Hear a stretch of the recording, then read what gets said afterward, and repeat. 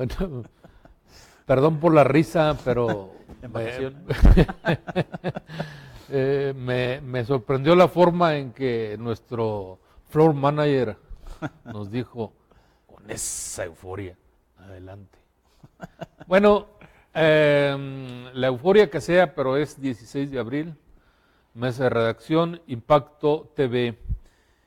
Y como que está confusa la posición de la Coordinadora Nacional de Trabajadores de la Educación en su sección 22 en Oaxaca, porque pues después de esta pues agresión o intento de agresión o intento de tomar ahí la tribuna del candidato priista el sábado, pues se generó una serie de comentarios pros y contra. Obviamente Andrés Manuel López Obrador pues defendió su parte, diciendo que él no tenía nada que ver, y probablemente no tenga nada que ver ahí en el asunto concreto del sábado, pero pues todos sabemos que hasta le ha prometido la Secretaría de Educación a la coordinadora desde hace muchos meses. No podemos negar, y lo voy a decir así porque he estado leyendo algunos escritores intelectuales que no tienen un pelo en la lengua para defender muchas propuestas y muchos dichos de Andrés Manuel. Pues bueno, Andrés Manuel, ha arropado mucho a la coordinadora, bastante. Bueno, ¿a qué voy? A que hoy el líder de la sección 22 en Oaxaca, después del deslinde que se hacen, hoy dice que si vuelve a ir MID a Oaxaca, ellos se van a manifestar.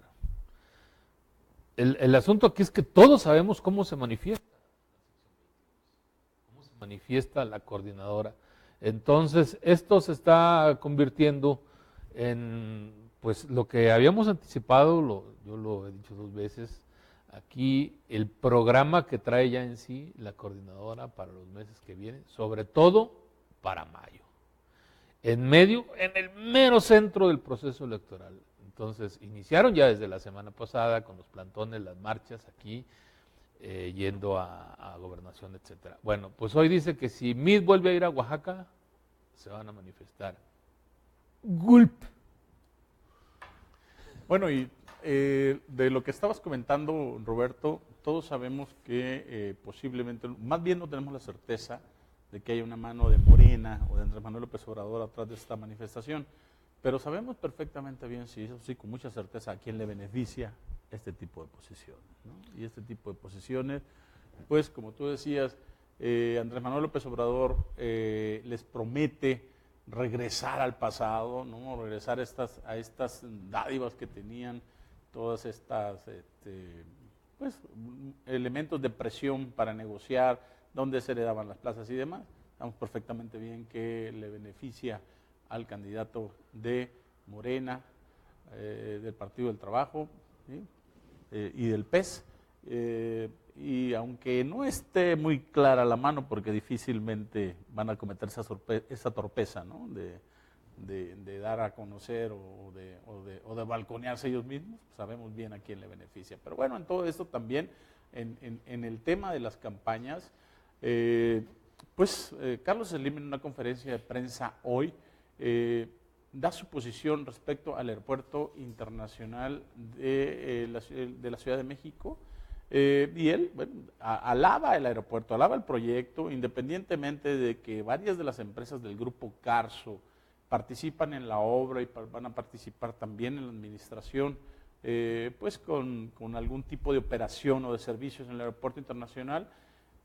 Pues él defiende el proyecto como tal, y yo creo que esto no deja de ser una llamada de atención a Andrés Manuel López Obrador, sobre todo a sus alternativas, que tienen mucho de utopía, sus alternativas en Santa Lucía, por ejemplo, en otras partes, que tienen mucho de utopía, pero no deja de ser una llamada de atención, porque se veía, por ejemplo, a el CEO del Grupo Carso anteriormente en el 2006 y en el 2012 como un gran aliado de Andrés Manuel López Obrador, aunque todos sabemos que los grandes empresarios apoyan a todos los candidatos, digamos que juegan siempre a ganar, pero Carlos Slim siempre estaba muy del lado de Andrés Manuel López Obrador, ¿no? Fíjate, Hugo, que desde el fin de semana se anunció la conferencia. la conferencia de Carlos Slim y pues muchos se preguntaban ya, ¿no? Y le metían ahí jiribilla al asunto, decían, pues ¿de qué va a hablar el señor Carlos Slim? Que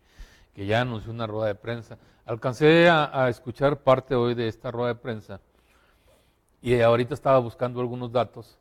Digo, en primer lugar, pues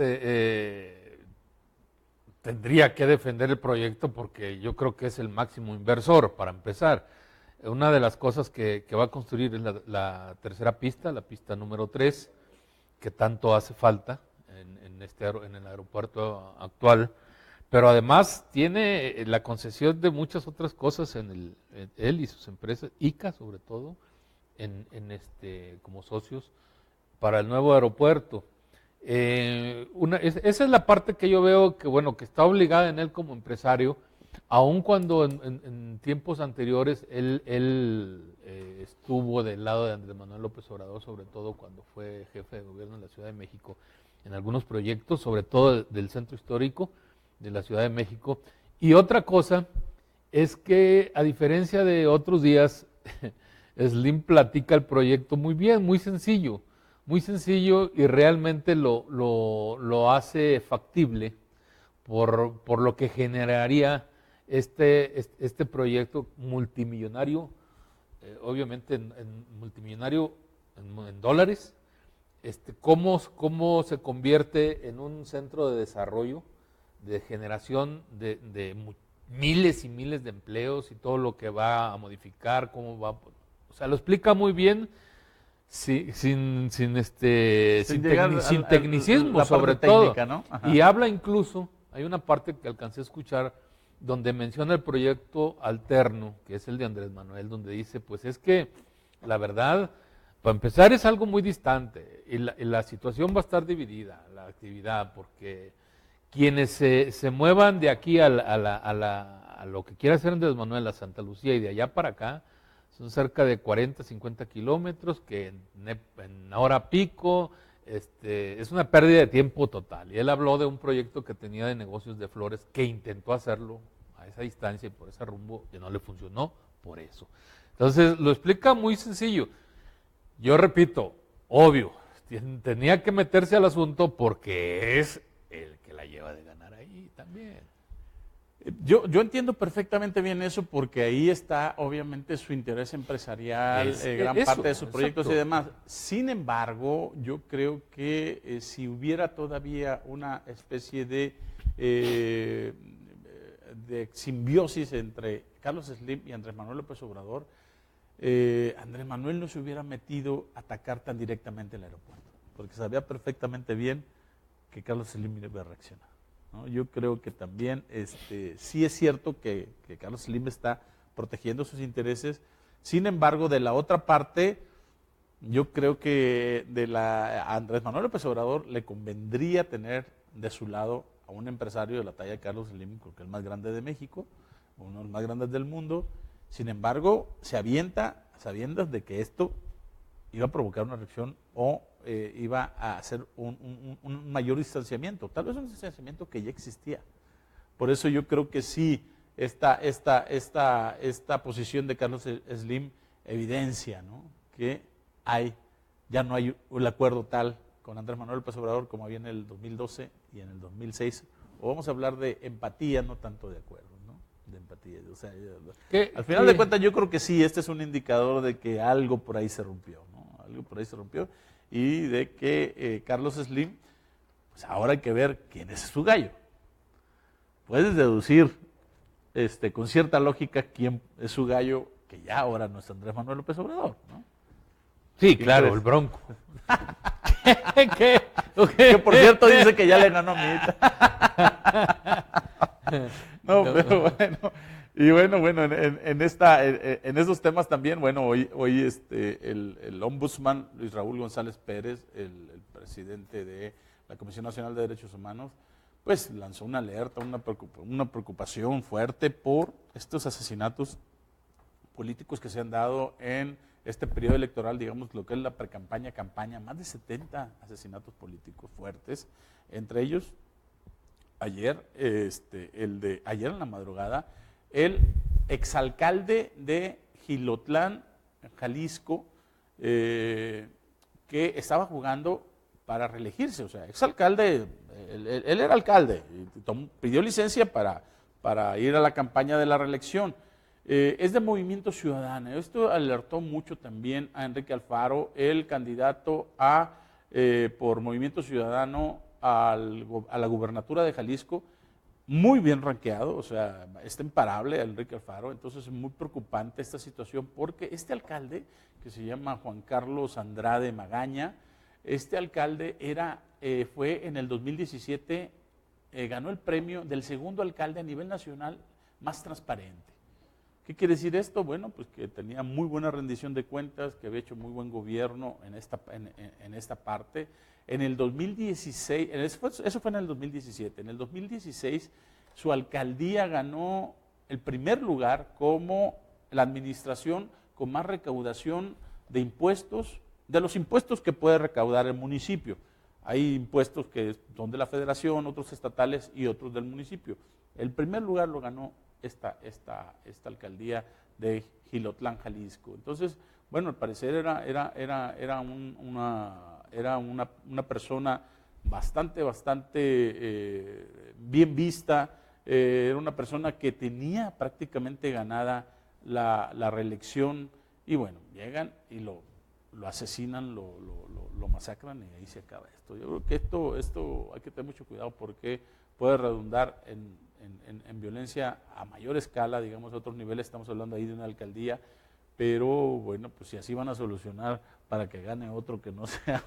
Oye Hugo, pero estaba yo buscando en Reforma ahorita porque en la mañana lo vi así nada más. Y lo vi porque decía la cabeza que los criminales son rescatables. Entonces dije, ¿qué experto será? No, pues es el obispo de Chilapa, claro, que habla, sí, de es esta Reforma. Salvador Rangel. Yo no dudo. Pero de Chilpancingo, sí.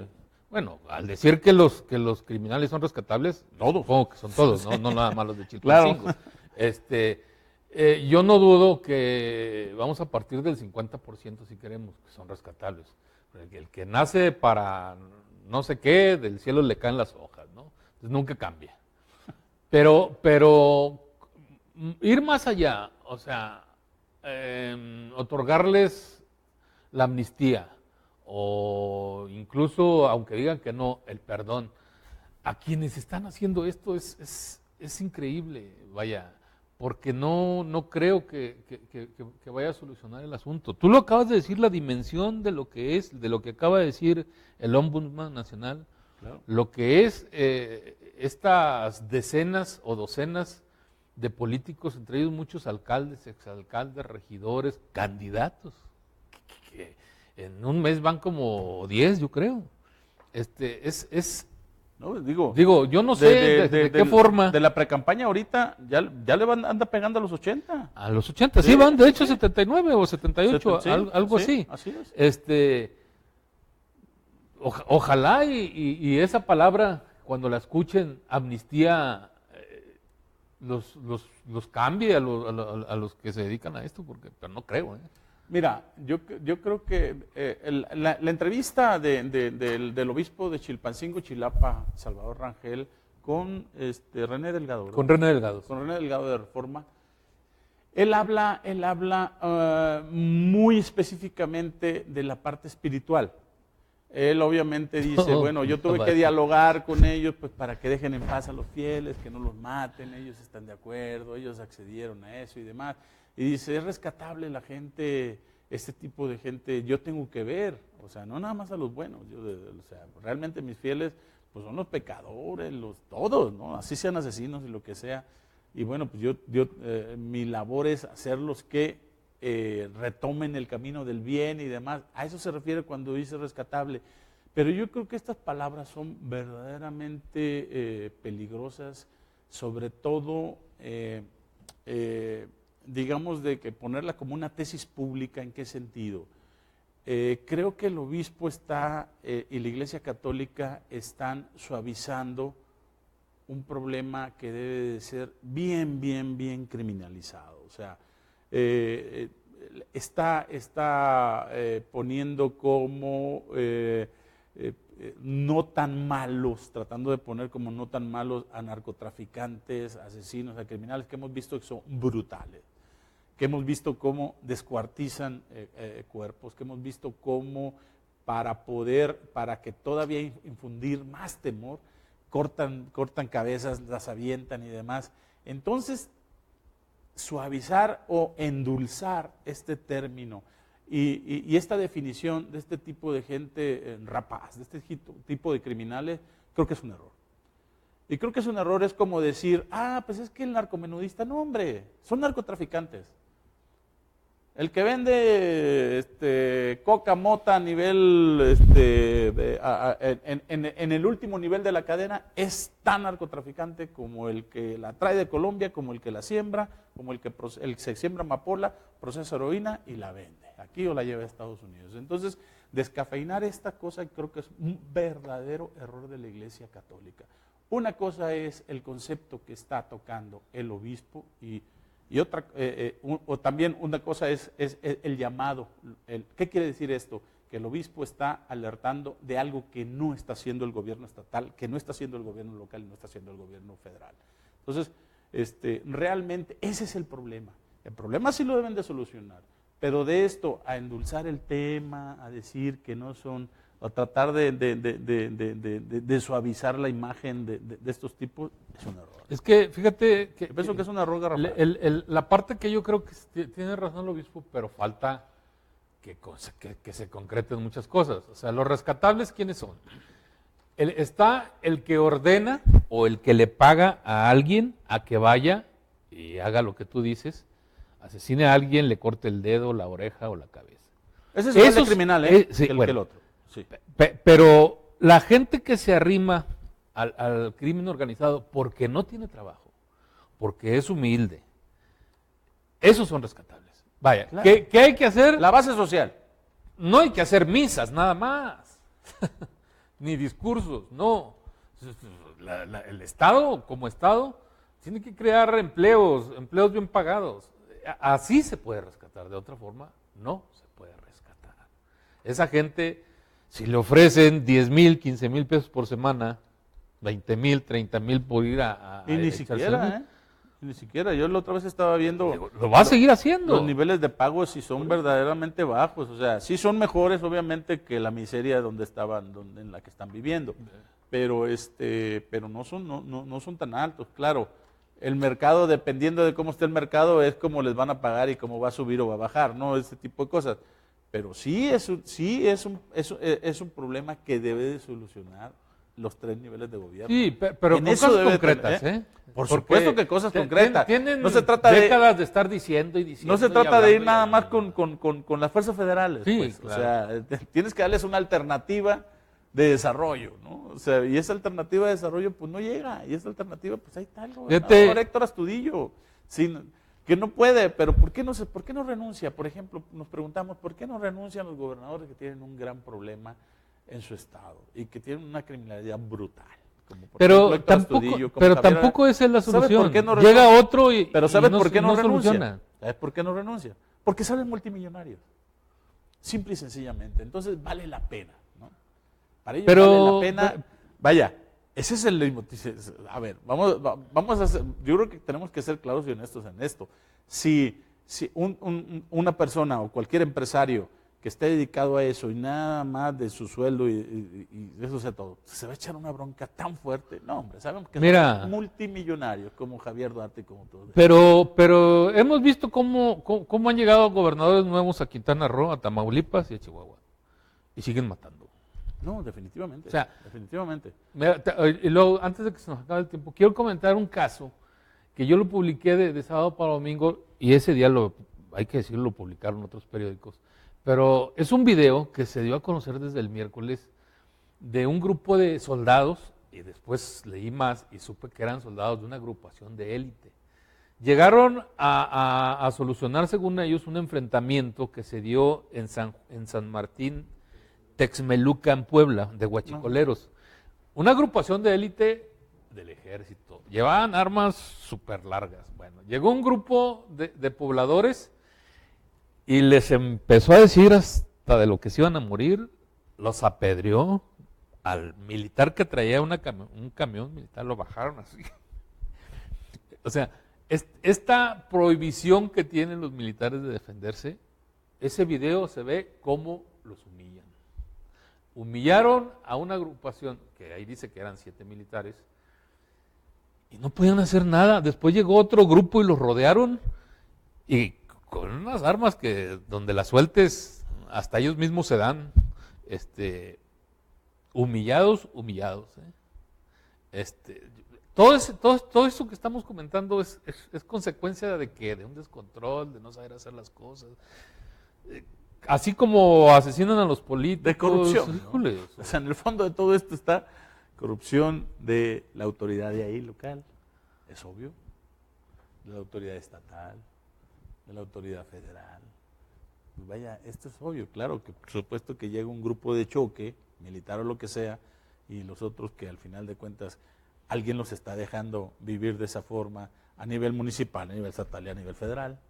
Entonces, pues, claro que se van a enfrentar a alguien así, ¿no? Se van a enfrentar a los soldados, quien sea, porque es su forma en que han vivido y alguien los está dejando vivir así porque se beneficia, autoridad local, estatal y federal. Entonces, vaya, en ese sentido hay que estar muy claros de que todo esto es derivado de una cadena de corrupción desde primer nivel hasta el nivel más alto. Sí, porque no hay otra forma de entender que existan, por ejemplo, huachicoleros, donde hace poco agarraron una patrulla con combustible robado, ¿no? No, y las técnicas que usan ya para robarse el combustible, no se la sabe el vecino. Son sofisticadas, que vive ahí. Claro que no. Es sofisticado, es una técnica que permite que no se te tengas fugas para allá ni para acá, que no se te tire ni una gota. Es un trabajo especializado. Lleva es un llaves milimétricas y saben la distancia. No. Claro. Sí. Gente de ahí está metida, ¿no? Definitivamente. Bueno. Nos vemos mañana.